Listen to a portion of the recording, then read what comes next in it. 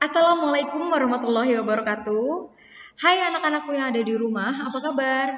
Semoga keadaan kalian selalu sehat, selalu semangat dalam belajar. Oke, perkenalkan nama saya Feranita Effendi SE. Pada kesempatan kali ini kita akan membahas part 2 pelajaran otomatisasi tata kelola kepegawaian perihal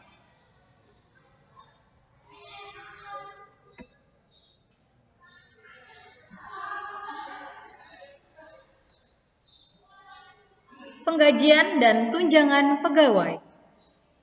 Ini lanjutan yang kemarin ya teman-teman. Lanjutan pertemuan pertama. Oke, di sini ada sistem penggajian. Sebelumnya teman-teman tahu nggak sistem penggajian itu apa sih? Nah, kalau misalkan teman-teman tidak tahu, kita cari tahu ya.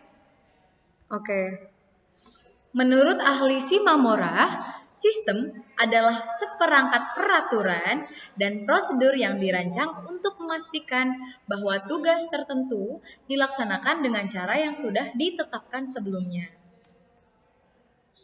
Lalu, apa sih sistem penggajian setelah kita mengetahui apa itu sistem?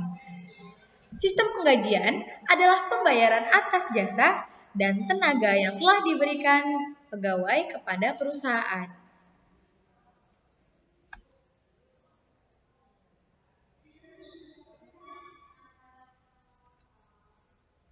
Lalu, di sini ada jenis-jenis sistem penggajian pegawai.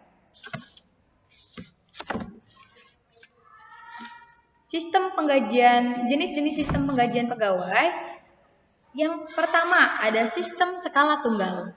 Nah, sistem skala tunggal adalah sistem penggajian yang memberikan gaji yang sama kepada pegawai yang berpangkat sama, tanpa memperhatikan sifat pekerjaan yang dilakukan dan berat atau ringannya tanggung jawab yang dipikul dalam menjalankan tugas.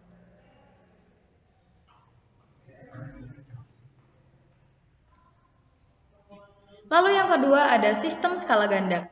Sistem skala ganda adalah sistem penggajian yang memberikan gaji kepada pegawai berdasarkan pangkat pegawai. Jadi kalian harus bisa membedakan ya, mana sistem skala tunggal dan apa yang dimaksud dengan sistem skala ganda. Jika sistem skala tunggal, sistem penggajian yang memberikan gaji yang sama kepada pegawai yang berpangkat sama. Sistem skala ganda, sistem penggajian yang memberikan gaji kepada pegawai berdasarkan pangkat pegawai. Jadi di situ kita sudah bisa tahu ya apa perbedaannya. Next, yang ketiga ada sistem skala gabungan. Sistem skala gabungan merupakan perpaduan antara sistem skala tunggal dan sistem skala ganda.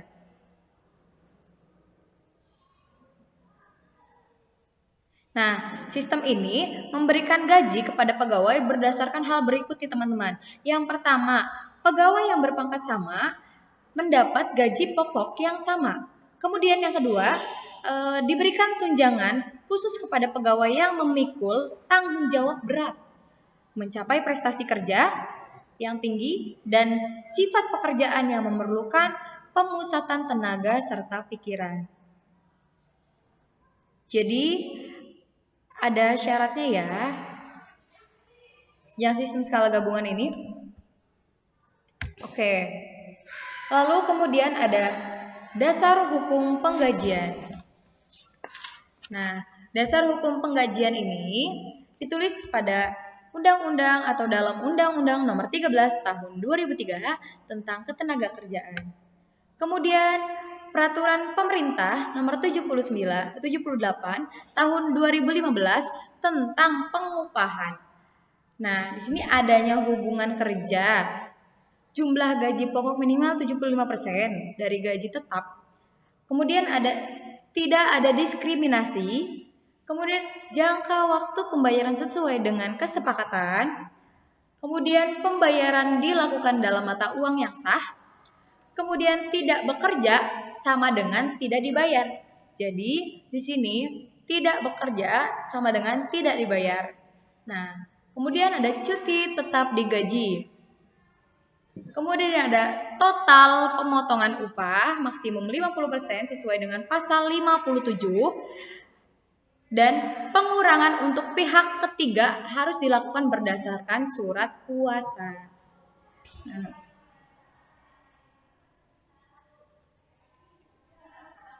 jadi tadi adalah beberapa prinsip yang dinyatakan dalam peraturan pemerintah nomor 78 tahun 2015 tentang pengupahan ya teman-teman. Nah, di sini ada potongan dalam sistem penggajian.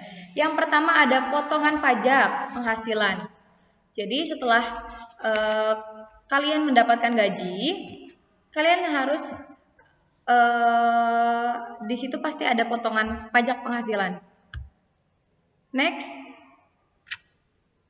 Kemudian ada potongan iuran kesehatan.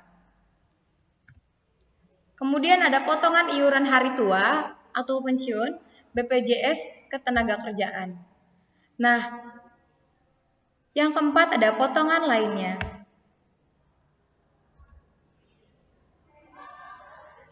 Bagaimana sih prosedur kenaikan gaji? Berkala, kemudian gaji istimewa, dan tunjangan. Nah,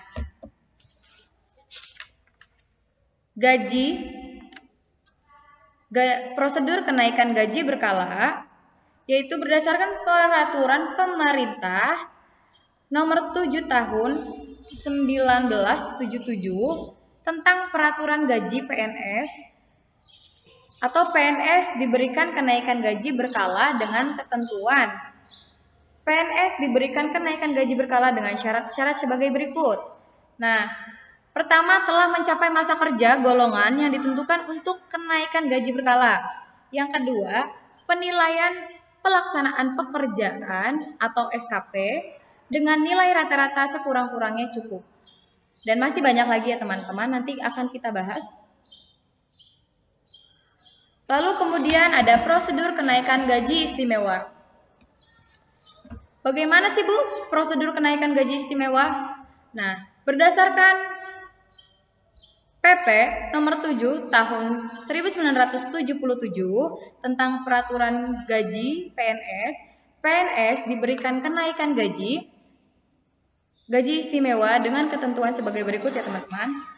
Nah, pertama, PNS dapat diberikan kenaikan gaji istimewa apabila daftar penilaian pelaksanaan pekerjaannya menunjukkan nilai amat baik sehingga patut dijadikan teladan.